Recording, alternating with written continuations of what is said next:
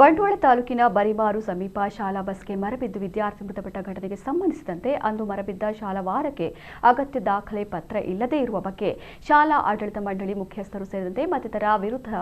ಬಂಟ್ವಾಳ ಗ್ರಾಮಾಂತರ ಪೊಲೀಸ್ ಠಾಣೆಯಲ್ಲಿ ಪ್ರಕರಣ ದಾಖಲಾಗಿದೆ. ವಾಹನವನ್ನ ಪ್ರಾದೇಶಿಕ ಸಾರಿಗೆ ಅಧಿಕಾರಿಯವರಿಂದ ತಪಾಸಣೆ ನಡೆಸಿದ ವೇಳೆ ವಿಮಾ ಪತ್ರ, ಅರ್ಹತಾ ಪತ್ರ ಚಾಲ್ತಿಯಲ್ಲಿರದೇ ಇರುವ ಕಾರಣ ಹಾಗೂ ವಿದ್ಯಾರ್ಥಿನಿ ಕಲಿಯುತ್ತಿದ್ದ ಶಾಲೆಯ ಹೆಸರಲ್ಲಿ ನೋಂದಾಯಿಸದೆ ಬೇರೆ ಟ್ರಸ್ಟ್ ಮಾಲಕತ್ವದಲ್ಲಿರುವುದು ಕಂಡು ಬಂದಿರುವ ಹಿನ್ನೆಲೆಯಲ್ಲಿ ಪ್ರಕರಣ ದಾಖಲಿಸಿಕೊಂಡು ತನಿಖೆ ನಡೆಸಲಾಗುತ್ತಿದೆ ಎಂದು ಪೊಲೀಸರು ತಿಳಿಸಿದ್ದಾರೆ.